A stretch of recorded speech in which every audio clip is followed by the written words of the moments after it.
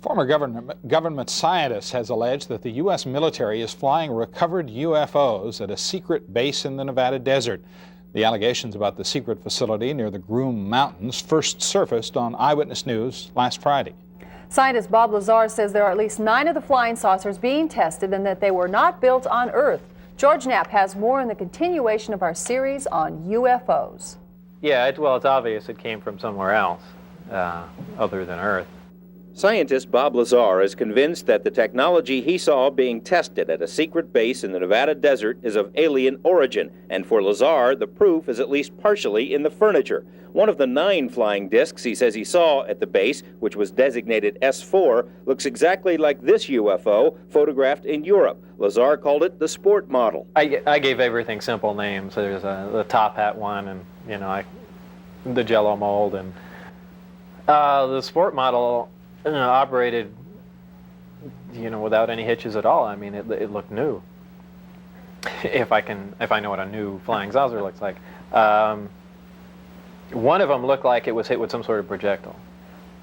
It had a large hole in the bottom and a large hole in the top with the metal bent out, like some sort of, large caliber 4 or 5 inch projectile had gone through it.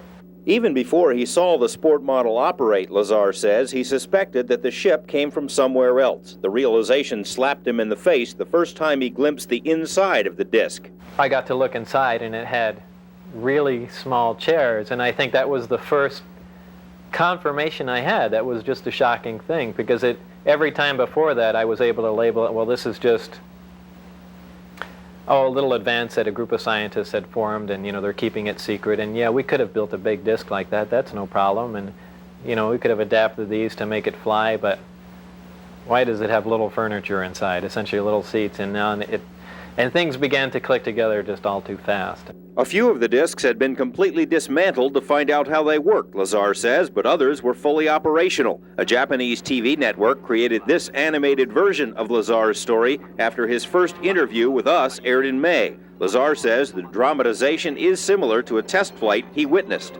The bottom of it glowed blue and began to hiss like high voltage does on a round sphere.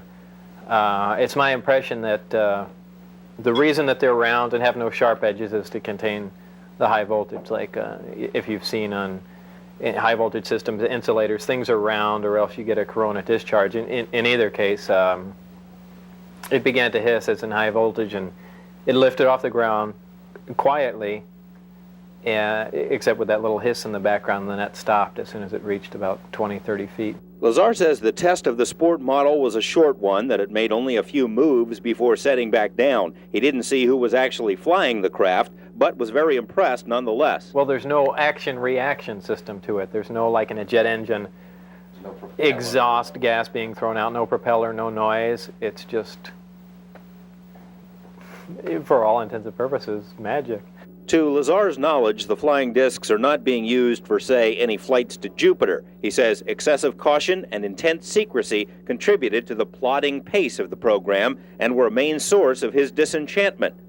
It's just unfair, outright, not to put it in the hands of the overall scientific community. There are people that are much more capable of dealing with this information, and by this time would have gotten a lot further along than this select small group of people working out in the middle of the desert. They don't even have the facilities really to completely analyze what they're dealing with. Well, he was being quiet, and if he kept me abreast of anything, he kept me abreast of the security checks. They'd randomly drop by his house. They threatened his wife. They threatened his wife's life. They had done all that, so we really didn't converse. I mean, he really was adhering to the program. Gene Huff is a Las Vegas real estate appraiser, a regular guy who just happens to have a friend in the flying saucer business. He learned about Lazar's S4 experiences only after a long period. Lazar is anxious for people to know that he didn't just run right out and spill the secrets of the universe, and that some things are properly kept confidential. I did not believe that this should be a security matter. Some of it, sure. But just the concept that there's definite proof, and we even have articles from another world, another system. You just can't not tell everyone. A lot of people don't believe that, but I do.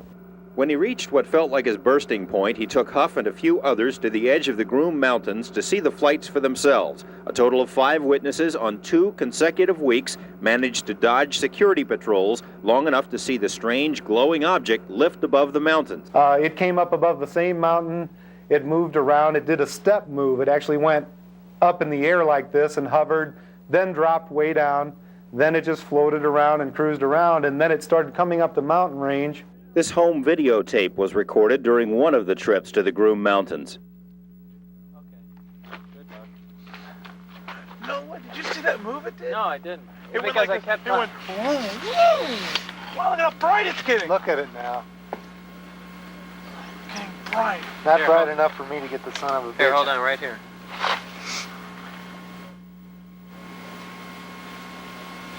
Are you there? No.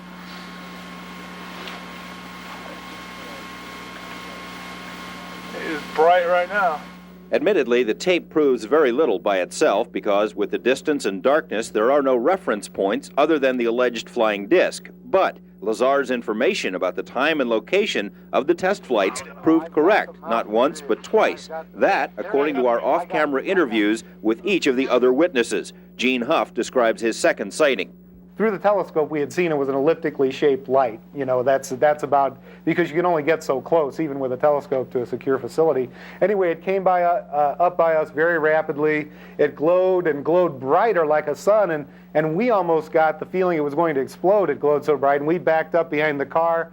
Then it went down. It glowed back up a little bit, and very softly glided back over back where the mountains where it came up, hovered for a while, and then just sat down, just like you see in the movies. Bob Lazar isn't the only person to claim inside knowledge of the flying discs at the test site. He's just the only person to say so publicly. We have communicated with several people who say they know of the saucer program. A technician in a highly sensitive position told us it is, quote, common knowledge among those with high security clearances that recovered alien discs are stored at the Nevada test site. A Las Vegas professional who once served in the military and was stationed at the test site says he saw a flying disc land outside the boundaries of Area 51, that it was quickly surrounded by security personnel, and that he was taken away and debriefed for several hours. A man who once worked at Groom Lake as a technician, at our request, wrote this letter explaining how he inadvertently walked into the wrong hangar and saw what appeared to be a large metallic disc under a tarp. It was being examined by men in lab coats. And an airman who worked at Nellis at a radar installation says he and his fellow servicemen watched over a period of 5 nights unusual objects flying over the Groom Mountains. He says the radar images indicate the object zoomed into range at speeds of 7,000 miles per hour and then would stop on a dime, and that nothing we have is capable of doing that. The airman says that when word of his sighting got out, he was ordered to turn off his radar sensors for that area and told to keep quiet about the matter because it did not happen. None of this means that the military is actually flying alien spacecraft in the Nevada desert. It could all perhaps be explained as some other secret program. Lazar insists that's not the case. We put the matter to the U.S. Navy, which, according to Lazar, is running the saucer show. 4 different naval offices were contacted. All denied having any information in their files. The Naval Research Lab said it conducted a thorough search but found zip. Naval Intelligence said much the same thing, adding it is not required to create a file where one doesn't exist. A side note, we also requested files on a UFO sighting over Tremonton, Utah in 1952. The Navy spent more than 1,000 hours studying film of that sighting, a fact that's been noted in several publications. But for purposes of our request, the Navy couldn't find those files either. The group that runs this project, whether it really is the Navy or they just say that, apparently these people have executive power. They don't report to anyone. Tomorrow, more troubling allegations about the military potential of alien technology. George Knapp, Eyewitness News 8.